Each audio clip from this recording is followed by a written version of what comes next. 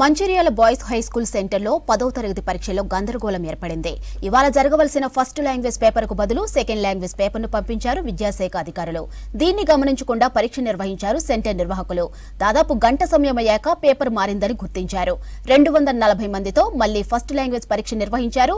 ఇక పరీక్ష సమయం పూర్తయినా విద్యార్థులు బయటికి రాకపోవడంతో తల్లిదండ్రులు ఆందోళన చెందారు. కలెక్టర్ కుమార్ దీపక్ ఎగ్జామ్ సెంటర్ను సందర్శించి పేపర్ మారడంపై ఆరా తీశారు. పరీక్ష నిర్వహణలో ఆలసత్వంపై విద్యాశాఖ అధికారులు సెంటర్ నిర్వాహకులపై ఆగ్రహం వ్యక్తం చేశారు.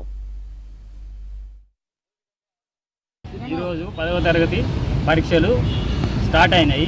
మేము మా పిల్లలను 9:30కి ఎగ్జామ్ కాబట్టి 8కే తీసుకొచ్చినాం. ఈ పేపర్కు బదులు వేరే పేపర్ వచ్చింది. మా పిల్లలకు ఏమన్నా జరిగితే అధికారులదే బాధ్యత. దీనిపై కఠినమైన చర్యలు తీసుకోవాలని మేము ప్రభుత్వానికి విన్నవించుతున్నాము.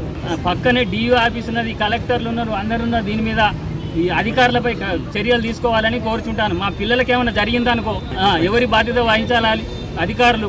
కావున మీరు దీన్ని చాలా సీరియస్గా తీసుకోవాలని